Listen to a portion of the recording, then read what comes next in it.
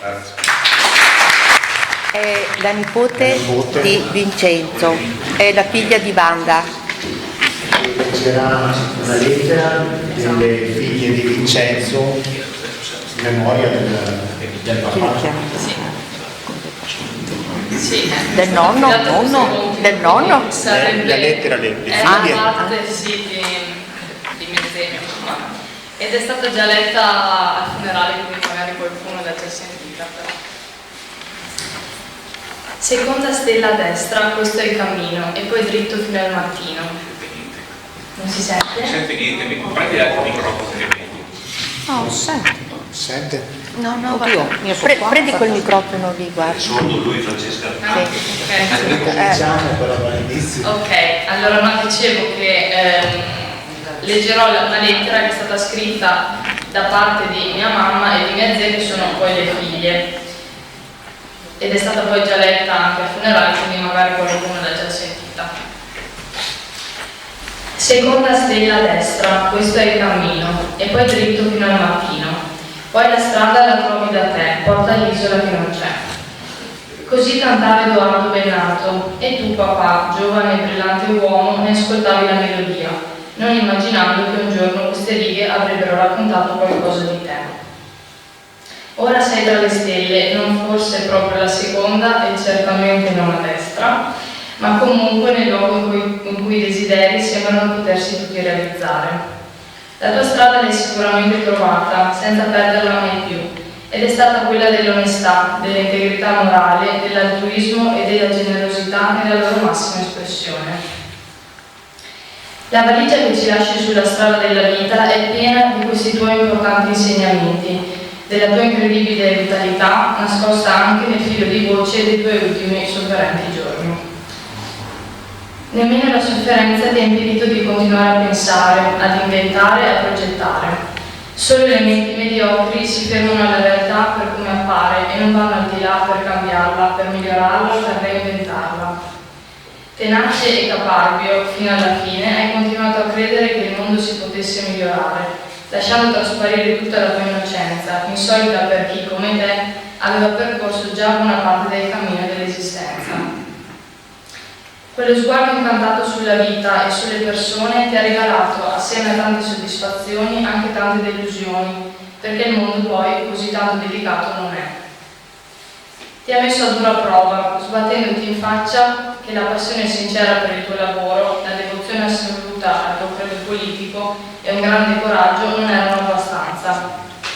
Allora tu hai scelto di andare dove Peter Pan viaggiava ogni notte, giungendo nel luogo in cui chiunque può ricercare di nuovo armonia e felicità, che seppure non raggiungibili, paiono a portata di mano. Là dove può stare solo chi crede che si possa guardare oltre e scovare nuovi orizzonti, senza autocondannarsi a vedere solo l'ordinaria realtà. La tua sconfinata capacità di sognare e il tuo continuo bisogno di utopia, come forza trainante della tua esistenza, ti hanno portato qui, sull'isola che non c'è. Buon viaggio, papà. Bande, Tony.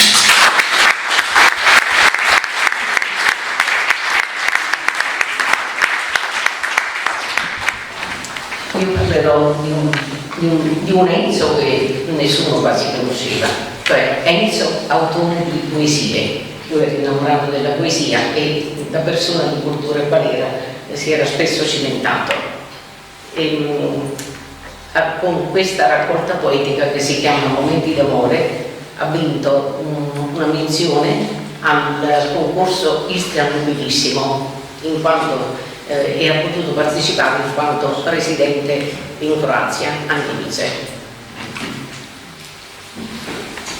Si chiama la poesia Amore giovanile. Lontano è il tempo dell'amore, quando vibrava il cuore, fragile e inesperto, che sobbalzava inquieto al battere di una ciglia, ad uno sguardo languido di una ragazza amata. È tempo di ricordi e i baci appassionati di te che mi stringevi, forte e curiosa, di un amore passionale, ora diventano dolci pensieri e lontana melodia.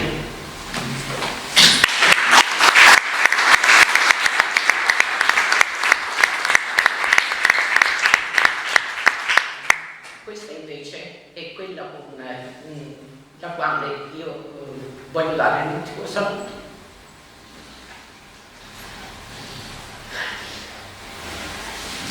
Ti ho salutato solo con un gesto della mano, non una carezza, né un bacio e neppure un abbraccio. Sapessi come avrei voluto stringermi a te, farti sentire come il mio cuore batteva e dire che tutto ti avevo perdonato. O se soltanto avessi immaginato che quello sarebbe stato l'ultimo nostro incontro, quante cose ti avrei detto, quante domande ti avrei posto e quanti dubbi ti avrei espresso. A quel momento di tristezza, ma non senza speranza, era seguita la mia partenza, quindi giorni in attesa di tue notizie, sempre meno rassicuranti. Infine quella, improvvisa e inaspettata, che non ce l'avevi fatta. La notte ti aveva ghermito, avvolgendoti nel suo nero mantello. Ormai la tua anima, libera e leggera, aveva lasciato il corpo e verso cieli sconfinati volava. E ora più non sentirò la tua voce, calma e suadente, che fin dal nostro primo lontano incontro mi aveva fatto innamorare. Ma la ritroverò tra le onde del nostro comune mare e il soffio dolce del vento che mi restituiranno l'eco delle tue parole.